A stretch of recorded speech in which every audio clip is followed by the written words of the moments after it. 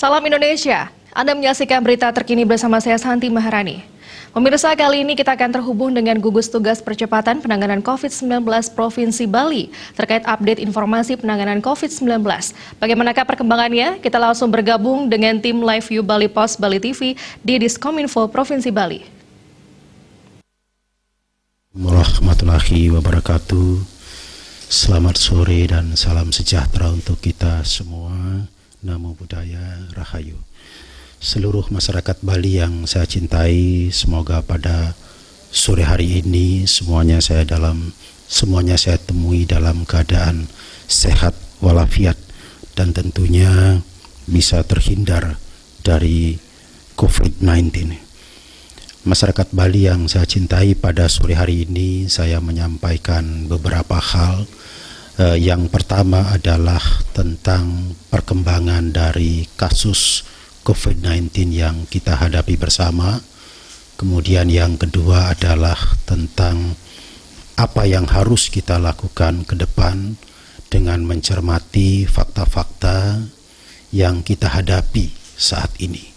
Dan yang ketiga adalah tentang apa yang akan dilakukan oleh Gubernur Bali atau pemerintah Provinsi Bali melalui gugus tugas penanganan COVID ini dalam rangka penguatan upaya-upaya pencegahan penyebaran COVID-19 di daerah yang kita cintai ini. Yang pertama, saya laporkan dulu perkembangan kasus yang kita hadapi bersama. Hari ini dilaporkan oleh kawan-kawan yang bertugas di Dinas Kesehatan ada pertambahan kasus positif sebanyak 6 orang. Terdiri dari imported case sebanyak 2 orang dan transmisi lokal sebanyak 4 orang. Dengan demikian jumlah akumulatif masyarakat Bali yang terinfeksi COVID-19 sampai dengan hari ini berjumlah 380 orang. Ini adalah jumlah akumulatif. Dari 380 orang itu sudah sembuh ya, sebanyak 284 orang atau 74,74%. Khusus untuk hari ini pertambahan yang sembuh itu sebanyak 4 orang. Jadi saya ulangi, tingkat kesembuhan dari kasus COVID-19 ini di Bali sebanyak 74,74% untuk hari ini. Angka ini tentu merupakan angka yang baik karena besarannya itu jauh di atas rata-rata nasional. Namun demikian kita masih terus harus bekerja untuk meningkatkan lagi tingkat kesembuhan dari sahabat-sahabat kita yang hari ini masih dirawat di rumah sakit ataupun tempat karantina. Jumlah yang meninggal tetap 4 orang dan kita berharap tidak ada lagi yang meninggal karena COVID-19. Sementara yang masih dalam perawatan sampai dengan hari ini sebanyak 92 orang. Mereka ini dirawat di beberapa rumah sakit dan juga di tempat karantina yang dikelola oleh pemerintah Provinsi Bali. Dari jumlah akumulatif yang terkonfirmasi positif COVID-19 sebanyak 380 orang ini terdiri dari 8 orang warga negara asing dan 372 orang warga negara Indonesia. Dari 372 orang warga negara Indonesia ini saya rinci menurut proses terinfeksinya. Yang pertama adalah terinfeksi karena imported case itu sebanyak 51,05% atau angka absolutnya adalah 186 orang. Sementara yang terinfeksi karena atau terinfeksi di daerah terjangkit itu 8,16% atau angka absolutnya adalah 31 orang. Sementara yang terinfeksi melalui transmisi lokal ini sebanyak 40,79% atau 155 orang. Menurut 3 cara atau mekanisme atau proses terinfeksinya ini, maka angka-angka yang saya sebutkan tadi dalam bentuk presentasi menggambarkan bahwa proses konfirmasi positif COVID-19 ini terbanyak melalui imported case. Lebih spesifik lagi melalui PMI atau pekerja migran Indonesia yang memiliki riwayat perjalanan dari luar negeri dan hari-hari terakhir ini pulang kembali ke daerah kita. Sedangkan yang kedua adalah melalui transmisi lokal, yakni 40,79%. Seluruh masyarakat Bali yang saya cintai, kalau kita cermati angka ini, maka pergerakannya adalah cukup memprihatinkan. Kalau di awal-awal kita menangani COVID, ya, kontribusi terbesar dari yang positif COVID-19 ini disumbangkan oleh imported case, sementara transmisi lokal kita sangat-sangat kecil. Tapi hari ini jumlahnya sudah atau proporsinya sudah hampir berimpitan, yakni antara imported case 51,05% dan transmisi lokal 40,79%.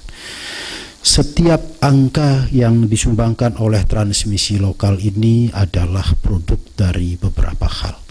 Yang pertama adalah karena ketidaktahuan. Banyak di antara warga masyarakat kita yang tidak tahu kalau dirinya terinfeksi.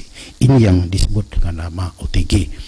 Mengapa terinfeksi? Ini juga penyebabnya adalah karena mungkin karena ketidakdisiplinan, yang kedua bisa juga karena ketidakpedulian, dan yang berikutnya juga bisa karena ketidaktahuan. Oleh karena itu menjadi tugas kita bersama, ya, ketika imported case ini bisa kita kendalikan bersama-sama melalui pengendalian yang sangat ketat di pintu-pintu masuk Bali, maka tugas berikutnya yang harus kita lakukan bersama adalah bagaimana mengendalikan angka-angka transmisi lokal ini supaya tidak terus bertambah dari hari ke hari. Upaya untuk mengendalikan transmisi lokal ini membutuhkan kepemimpinan dari kita semua. Kepemimpinan di tingkat provinsi, kepemimpinan di tingkat kabupaten kota, kepemimpinan di tingkat kecamatan, kepemimpinan di tingkat kelurahan dan desa, kepemimpinan di tingkat desa adat, kepemimpinan di tingkat banjar, dan kepemimpinan di tingkat tokoh-tokoh agama, tokoh-tokoh masyarakat, serta kepemimpinan dari kita semua. Karena dengan kepemimpinan yang kuat untuk meyakinkan dan mengajak masyarakat disiplin menerapkan protokol kesehatan, maka sesungguhnya transmisi lokal ini bisa kita hindari, bisa kita kurangi bersama-sama.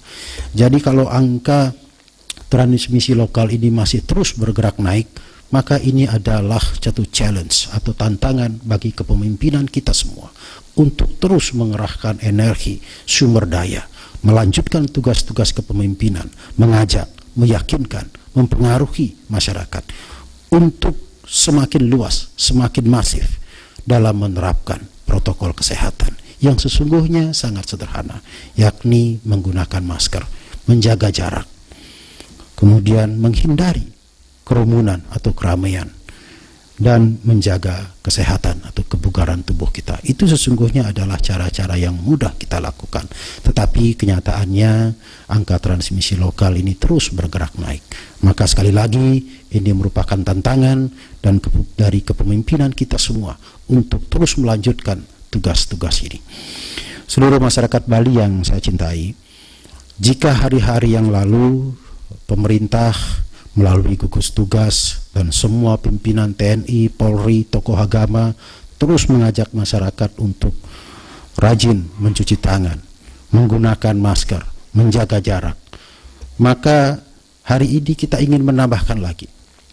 Karena transmisi lokal ini masih belum menunjukkan tanda-tanda mereda, maka ajakan untuk hari ini dan ke depan adalah ingin kita tingkatkan. Kalau di masa lalu atau hari-hari sebelumnya kita mengajak masyarakat untuk rajin mencuci tangan, menggunakan masker, menjaga jarak, maka untuk penggunaan masker setelah kita lihat bersama-sama di masyarakat, ada indikasi bahwa kesadaran masyarakat menggunakan masker semakin tinggi. Tetapi masih kita temukan yang belum menggunakan masker. Namun hari ini kita tambah lagi, di samping menggunakan masker, mari kita membiasakan diri membawa hand sanitizer atau antiseptik pembersih tangan. Ini penting sekali, terutama sekali kalau kita melakukan aktivitas keluar rumah atau keluar ruangan, apalagi berinteraksi dengan orang lain. Misalnya kalau kita berbelanja, apakah itu ke pasar, apakah itu ke pertokoan, apakah itu ke mall, atau juga melakukan aktivitas lain, memegang barang-barang tertentu, tempat-tempat tertentu, bidang-bidang tertentu, maka rasanya tidak cukup kalau kita hanya menggunakan masker. Kami gugus tugas ingin mengajak masyarakat, mari kita tingkatkan. Di samping menggunakan masker atau membiasakan diri menggunakan masker, alangkah baiknya juga mulai saat ini membiasakan diri membawa antiseptik pembersih tangan. Sehingga setiap kali kita selesai menyentuh bidang tertentu atau berkomunikasi, berinteraksi dengan pihak lain, maka setelah itu kita bersihkan tangan kita menggunakan hand sanitizer atau antiseptik pembersih tangan. Tentunya di samping mencuci tangan, ya, karena kalau mencuci tangan kita harus mencari tempat untuk mencuci tangan. Tetapi antiseptik atau hand sanitizer itu biasanya lebih mudah dibawa karena ada botol-botol yang ukurannya kecil sehingga mudah kita bawa. Yang berikutnya, seluruh masyarakat Bali yang saya cintai, dalam rangka terus menguatkan upaya kita untuk penguatan pencegahan COVID-19 ini, maka kami pemerintah Provinsi Bali dan juga gugus tugas percepatan penanganan COVID Provinsi Bali menyampaikan terima kasih dan apresiasi kepada umat beragama, khususnya sekali kepada umat Kristiani yang kemarin melaksanakan ibadah kenaikan Isa Al-Masih. Ya, kita bersama-sama menyaksikan ibadah itu dilakukan di rumah masing-masing, tidak dilakukan secara berjamaah di gereja. Ini adalah satu bentuk kontribusi nyata dari kesungguhan kita untuk mencegah penyebaran COVID-19 ini. Karena itu kami menyampaikan terima kasih dan penghargaan yang setinggi-tingginya. Berikutnya kami juga menyampaikan penghargaan dan apresiasi serta terima kasih yang setinggi-tingginya kepada kepemimpinan Muslim yang ada di Bali, yang telah mencapai kesepakatan untuk melaksanakan Idul Fitri ini dalam suasana pencegahan COVID. Kita ketahui bersama bahwa para pemimpin Muslim yang ada di Bali, baik itu Dewan Masjid, kemudian pengurus Nahdlatul Ulama, pengurus Muhammadiyah, pengurus Dewan Masjid Indonesia Bali, semuanya telah bersepakat untuk melaksanakan ibadah Idul Fitri ini dalam nuansa pencegahan COVID-19, yakni melaksanakan sholat Idul Fitri di rumah, tidak di lapangan dan juga tidak di masjid. Kemudian tidak melakukan pawai atau takbiran, ya, serta juga dianjurkan untuk tidak melakukan silaturahim dalam bentuk kontak fisik langsung, tetapi cukup melalui online. Ini adalah satu bentuk kepemimpinan yang sangat peduli terhadap upaya-upaya pencegahan COVID-19 di Bali. Kami patut menyampaikan apresiasi dan penghargaan yang setinggi-tingginya kepada kepemimpinan Kristiani dan juga kepemimpinan Muslim yang telah berkomitmen untuk bersama-sama menguatkan upaya pencegahan COVID-19 di Bali ini. Tentu juga kami menyampaikan terima kasih kepada kepemimpinan umat Hindu, umat Buddha, Konghucu dan yang lain-lain yang juga sama memiliki komitmen yang sama untuk terus bersama-sama berkontribusi menguatkan upaya-upaya pencegahan COVID-19 ini di Bali.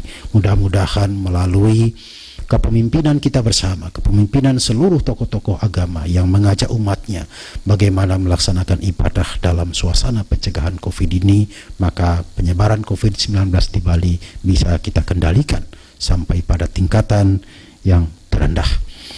Yang berikutnya, masyarakat Bali yang saya cintai, saya juga ingin menyampaikan perkembangan terkini dari kebijakan pemerintah Provinsi Bali yang dipimpin oleh Bapak Gubernur. Sehubungan dengan kebijakan pemerintah di pusat, terutama sekali Menteri Perhubungan yang melakukan pengurangan pembatasan terhadap kegiatan transportasi, maka pemerintah Provinsi Bali atau Bapak Gubernur meresponnya dengan satu tindakan yang sangat tepat, yakni Bapak Gubernur mengirim surat kepada Menteri Perhubungan pada tanggal 18 Mei tahun 2020 yang intinya adalah memohon kepada Menteri Perhubungan supaya setiap orang yang datang ke Bali menggunakan moda transportasi apapun bisa kita pastikan tidak terinfeksi COVID-19. Oleh karena itu, maka sesuai dengan permohonan Bapak Gubernur, beliau minta supaya kepada setiap pelaku perjalanan yang menggunakan moda transportasi udara, maka harus memperlihatkan surat keterangan bebas dari COVID-19 dengan menggunakan tes swab metode PCR. Ya. Kemudian untuk pelaku perjalanan dari darat, ya, agar memperlihatkan surat keterangan kesehatan bebas COVID dengan menggunakan metode rapid test. Surat Bapak Gubernur ini ternyata direspon dengan sangat baik oleh Menteri Perhubungan. Beliau telah mengeluarkan jawaban pada tanggal 20 Mei 2020 yang menyetujui permohonan Bapak Gubernur untuk pelaku perjalanan ke Bali yang menggunakan moda transportasi udara agar memperlihatkan surat keterangan sehat yang bebas COVID berbasis pada PCR. Karena persetujuan dari Bapak Menteri Perhubungan melalui Dirjen Perhubungan Udara ini, maka kami, saya selaku Ketua Harian Gugus Tugas, kemarin telah melakukan rapat teknis bersama dengan Kepala Otoritas Bandara Ngurah Rai dan segenap stakeholder penerbangan yang ada di Bandara Ngurah Rai, serta di bandara-bandara yang ada di NTB, dan juga bandara-bandara yang ada di NTT, serta bandara-bandara lain mulai dari otoritas bandara 1 sampai dengan 10. Dari hasil rapat kami kemarin telah disepakati bahwa kebijakan untuk menerapkan penggunaan keterangan bebas COVID berbasis PCR ini mulai berlaku pada tanggal 28 Mei tahun 2020. Jadi 1 minggu setelah rapat kemarin. Mengapa dibutuhkan waktu 1 minggu setelah dibahas kemarin? Tujuannya adalah untuk memberikan kesempatan kepada seluruh maskapai penerbangan, terutama sekali yang memiliki rute-rute ke Bali, bisa mensosialisasikan kepada para customer mereka masing-masing. Kami juga harus mensosialisasikan kepada masyarakat dan sekaligus juga untuk memberikan kesempatan kepada para pengelola bandara, otoritas bandara, dan pihak-pihak terkait menyiapkan aspek-aspek teknis dari pelaksanaan ketentuan itu. Jadi telah disepakati mulai berlakunya nanti adalah tanggal 28 Mei tahun 2020. Ya. Tentu saja nanti di lapangan kita akan pantau bersama-sama.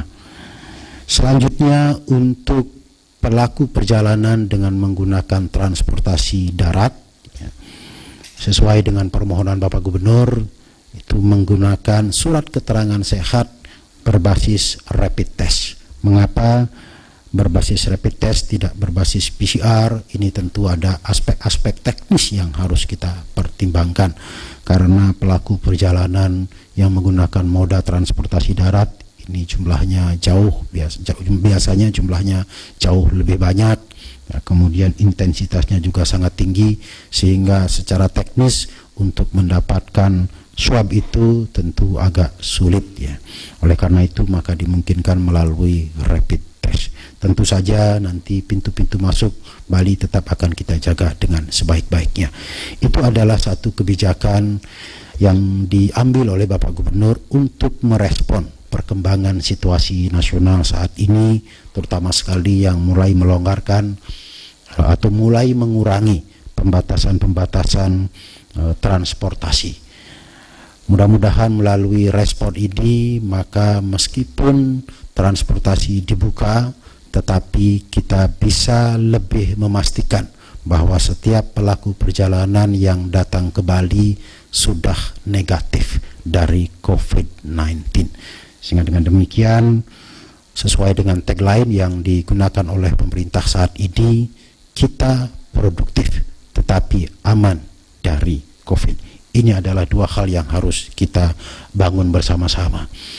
Kami pemerintah dan juga gugus tugas tentu memahami bahwa work from home, stay from home sudah cukup lama.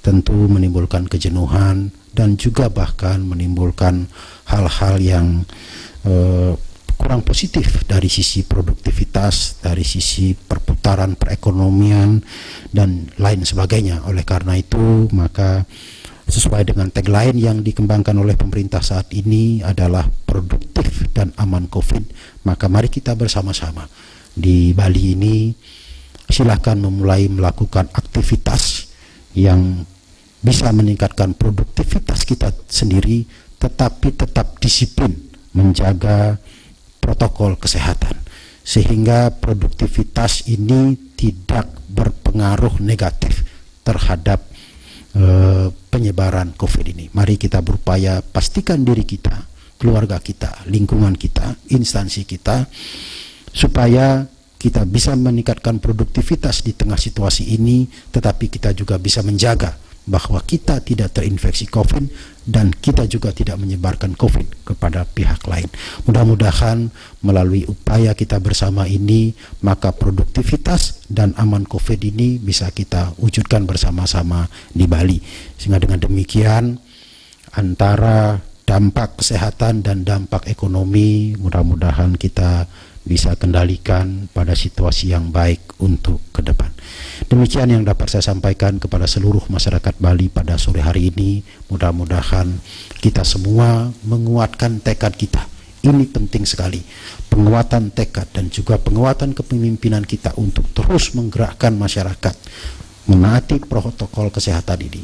Karena angka-angka transmisi lokal ini masih bergerak naik.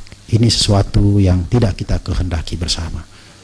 Saya mengajak seluruh elemen masyarakat untuk bersama-sama menggunakan kepemimpinan kita, mengajak seluruh masyarakat, menghimbau seluruh masyarakat, menggerakkan seluruh masyarakat untuk lebih disiplin lagi menerapkan protokol kesehatan guna mencegah penyebaran COVID melalui transmisi lokal ini. Mudah-mudahan upaya kita ini mendapat sinar terang dari ide yang dewasa Tuhan Yang Maha Esa, sehingga kita semakin baik ke depan. Sekian dan terima kasih. Om Santi Santi Santi Om. Wassalamualaikum warahmatullahi wabarakatuh. Selamat sore. Dan tetaplah bersama Bali TV. Salam Indonesia.